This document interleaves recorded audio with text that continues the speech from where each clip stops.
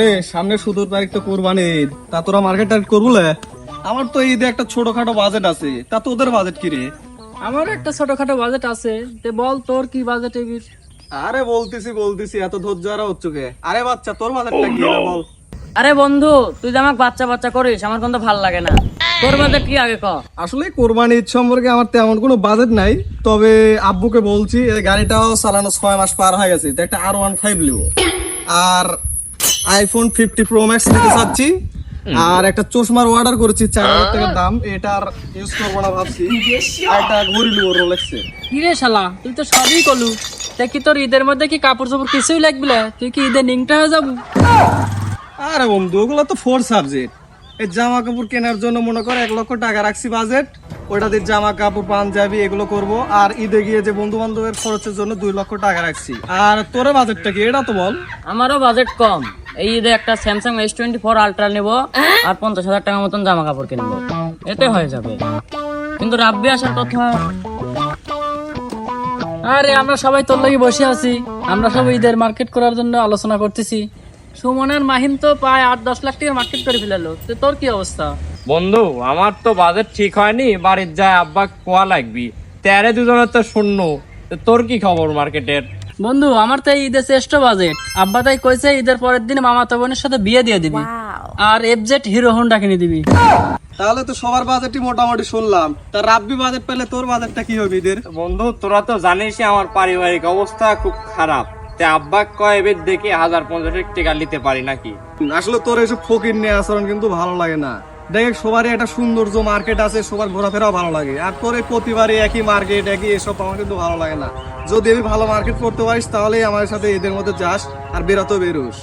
হ্যাঁ বন্ধু, ঠিকই কইছো। এর এই ফকির নিয়ে আচরণের জন্য আমার মান সম্মান থাকে না।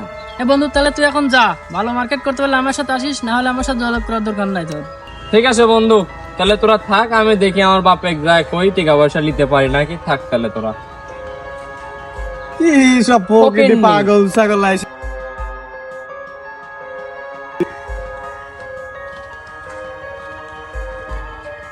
কেমন আব্বা কই গেছে?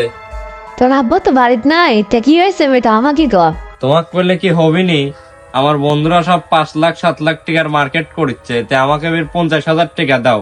প্রত্যেকবার তো কম দামের জিনিসই কিন দাও, আমার বন্ধু বান্ধব অপমান করে, আমাকে 50,000 টাকা দেওয়া লাগবে। কি 50,000 টাকা? তোর বন্ধুরা কত বড় লোক মানুষ জানিস তো বেটা, আর আমরা কত গরিব মানুষ তুই তো সবই ভালো মতন জানিস, আর আমার সংসারের খবর তো বুঝিসই সব।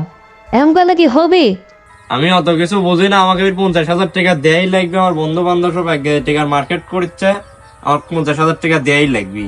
দেখ বেটা তুই বুঝিস না বেটা, আর আমার সংসারের খবর তো তুই বুঝিসই, আর তোর বাপ আসুক এমন কব নি।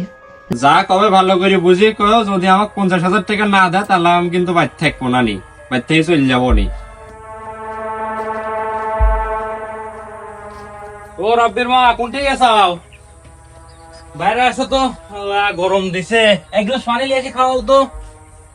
এই যে ধরো পানি। বসো, একটু গল্প আছে তোমার সাথে।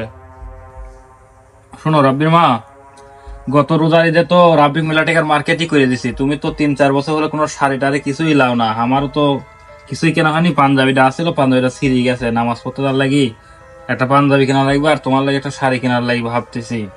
তো ওই যে কাম করুন কয়েকদিন, সেই বেতনটা দিলে তোমার লাগে একটা শাড়ি আর একটা পাঞ্জাবি কিনবো ভাবতেছি। তে রাব্বির বাপ পাঞ্জাবি টাঞ্জাবি বেরো কিনা লাগবে, আমার শাড়িও কিনা লাগবে। তে রাব্বির তো ভাই ভালোই বাজেট, রাব্বির তো এবার 50,000 ঠিক আছে আমার থেকে। আর বন্ধু বান্ধব কত বড় লোক জানাই তো, তার বন্ধু বান্ধবের সাথে ঘোরাফেরার লাগিও তো জামা কাপড় লাগে, তবে পিঠাকে কিনে দাও, এবার আর না হয় আমার কিনা লাগবে না। কি কও 50,000 টাকা? ঠিক আছে, একটাই সওয়াল, কি আর করা। এখন যা আছে কিছু গম টম আছে, বেশি তাহলে মার্কেট করে দেবো নি। একটাই সওয়াল, এখন আবদার করছে, না দিলে আবার কিরকম হয়, মন খারাপ করে থাকবে নি। যত কষ্টই হোক, তো ভাবছো না একটা পাঞ্জাবি একটা শাড়ি তোমার লাই কিনবো, মানে আল্লাহ সামর্থ্য আমার একদানি, কি করবো কও। তুমি মন খারাপ করো না, তাহলে অকেবের দিন পরের বার হয় তো আমরা কিছু টাকা দিয়ে তোমাকে একটা শাড়ি আর আমি একটা পাঞ্জাবি কিনে দেবো নি। একটাই বেটা, তো কিছু করার নাই বুঝলি, এখন মানুষজনের সাথে ঘুরে মিশে, তাহলে অনেকদিন পরের বছর আমরা লিবনি।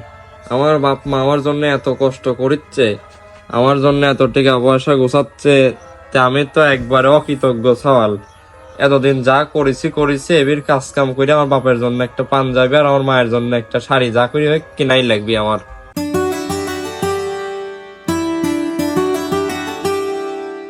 ভাই ভালো করে কাজ করে এর মধ্যে তো ভালো ভালো থাকি যাচ্ছে। ভালো করে বল ভাই, খারাপ থাকে কাজ করে একটু মজা নষ্ট হইছে। আসসালামু আলাইকুম। ওয়ালাইকুম আসসালাম, কে তুমি? ভাই আমি তো একটা কাজের খোঁজে আসছিলাম, তো আপনার ভাটাত কি একটা কাজ দেওয়া যাবে আমাকে? তোমার দেখে স্টুডেন্ট মনে হচ্ছে, আর তোমার যে চেহারা, তুমি কি কাজ করতে পারবে নি? মনে হয় না তুমি করতে পারবে নি। বস আমি স্টুডেন্ট, তো আমার পারিবারিক সমস্যার জন্য এই কাজ করতে বাধ্য হয়েছি, তো আপনি যেই কাজ দেবেন আমি সেই কাজই করতে পারবো। আচ্ছা ঠিক আছে, তোমার তো মনে হচ্ছে পারবে না নি কাম, দেখো তোমার বয়সে কেউ নাই। আর এই যে আমার কামই বর্তমানে ভাটারে কয়েল এখান থেকে ওখানে নিয়ে যাওয়া লাগবে, তুমি এই কাজ করতে পারবে? ঠিক মতো যদি করতে পারো তাহলে তোমার টেকা দেবো। বস আমার প্রতি বিশ্বাস রাখেন, আমি কাজ করতে পারবো নি। তোমার যে চিকন চেহারা, ওই ঢাকি লিলে তুমি তো এমনি বেকার হয়ে পড়ে যাবে নি। দেখি তুমি ওই ইয়ে করো, ওই বেলটা দিয়া তুমি তুলে যাও, দেখি কিরকম পারো। যদি পারো তারপরে আমি দেখবো কয় টাকা কি দেওয়া যায়, আমি থেকে দেখবো তুমি কিরকম পাম পারো, দেখে যাও।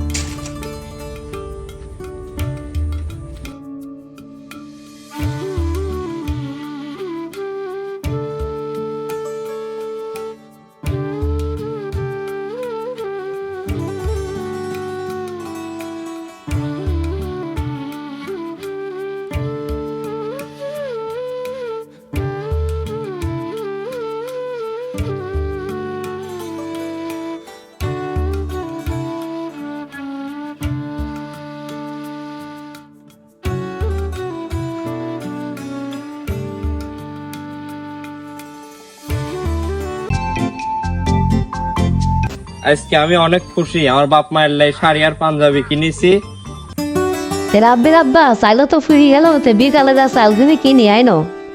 ঠিক আছে আনমনি, সবকিছু কিনে গেছে খাতা নাইলে সংসার হাত নাইলে হিমশিম খাওয়া দাওয়া লাগতেছে। সামনে আবার ঈদ, কি দিয়ে যে কি করি। আচ্ছা ওই যে সিলভার মাছ আনছো, রাব্বি সিলভার মাছ খাতে চাইছিল, আনছা ওইটি? আব্বা মা তোমরা কোনটি গেলে? কি রে বেটা রাব্বি, কি হয়েছে ডাটাই করতেছো কি জন্য?